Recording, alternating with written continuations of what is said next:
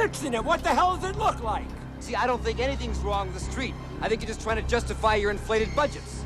Well, I guess so. I'll give you something to fix. Here, goddamn. What are you... Hey, Charlie!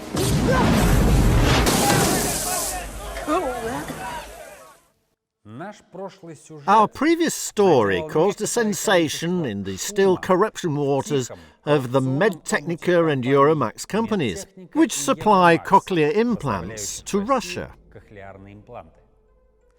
Then we talked about a large-scale fraud, where two friends, pretending to be competitors, stole and transferred abroad billions of state rubles, intended for Russian hearing-impaired people. Let's take a closer look at these swindlers. You remember the names of these friends from Kemerovo, Sakhno and Ladutko. Tell me, if you sold products worth 7 billion rubles to the state, could you buy something for yourself? The imagination shows elite penthouses in the centre of Moscow, villas and expensive cars. Our heroes have none of this. We checked which property was registered in their names and were surprised that there was virtually none.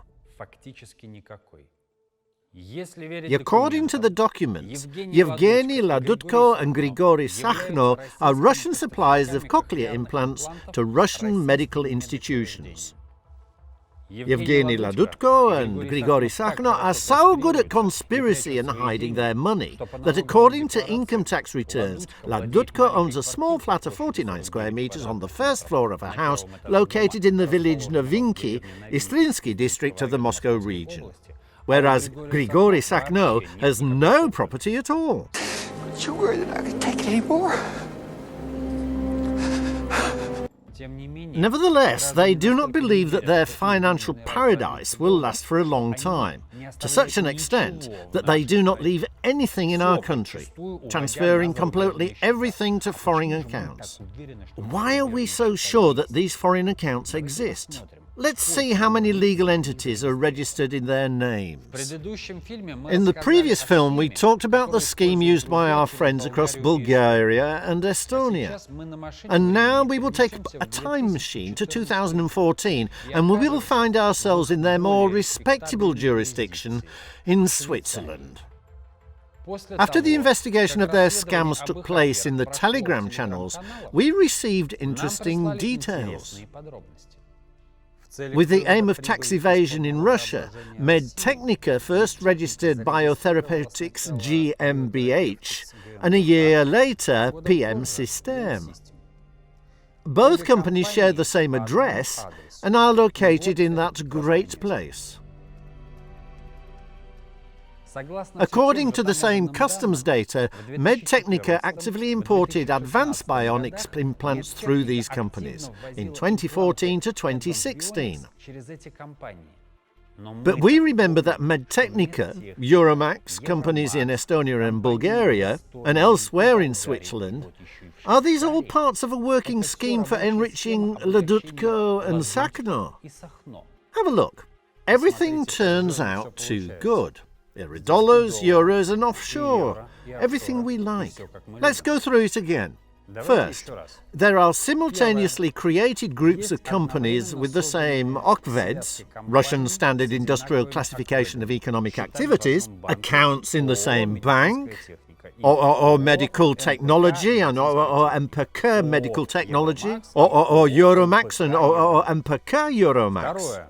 Second, the Estonian company Marliton supplies cochlear implants to Medtechnica in 2016 and then to Euromax in 2019. Third, the Bulgarian companies that Medtechnica and Euromax work with have different names but are located at the same address. Fourth, the founder of the Bulgarian and Estonian companies is one person, Bulgarian Veselin Bekyarov. Fifth, now it's not difficult to find out about who any person spends a vacation with. Private agencies provide these services. Well, Sakhno and Ladutko travel together more than often. Well, till death do us part. Do you remember that? And now about the ethical code. Although for our uncivilized business, these are mere words. Foreign manufacturers of medical equipment are no match for their Russian counterparts. When they create a product, they think through everything, from the product development and production to its marketing and positioning.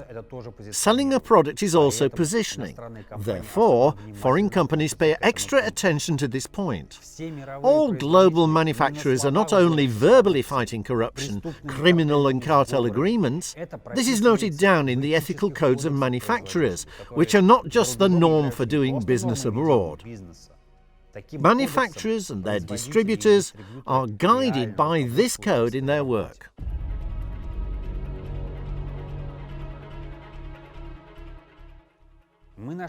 We have found a number of sources indicating the way companies protect their brands from getting involved in crooked cartel schemes. Take a look. Having learned that two friends from Kemerovo have entered into an agreement and are pushing the products of two competitors to the Russian market through such an ingenious scheme, Cochlear and Advanced Bionics would have tried to disassociate themselves from this immediately, since such scandals could cost foreign manufacturers not only billions of dollars, but also an irretrievably lost reputation. Are the representatives of these companies in Russia in the know of a cartel? I think they do. But they pretend to ignore the problems, and in their reports to the headquarters, they write about the difficulties of the Russian market. I would have got you. The story of the delivery of cochlear implants to Russian people with hearing disabilities is shocking and cynical.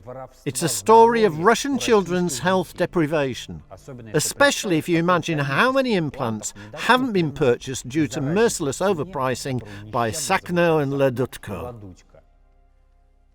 One has to know how and why swindlers enter the market for the disabled. Personally, I'm incredibly outraged by this.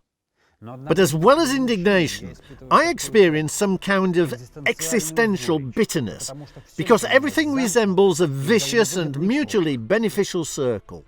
Well, Ladutko and Sakhno cannot be brilliant scammers and act alone. You have nothing better to do? Yeah. Later on, we are going to investigate connections of friends with medical officials, take a closer look at the procurement of implants from the United States, supporting in fact the economy of this country. But do patients benefit from this? Explore more in our next videos. I really hope that parents, relatives, friends of the hearing impaired will not ignore this story and will not allow their dearest ones to suffer. I really hope that law enforcement authorities will give due assessment to the doings of our friends from Kemerovo. In the near future, as I said, we will continue to investigate this market and the ways of manipulating it. Feel free to send to our special mailbox anonymous messages concerning everything you know related to corruption in the procurement of cochlear implants. And everything would be just like it was before. See you again.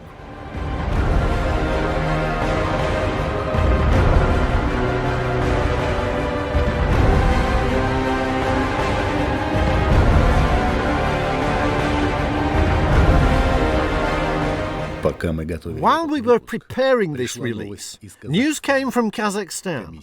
The Commission of the Eurasian Economic Union fined OOO Euromax and Sakhno personally for 3,700,000 rubles.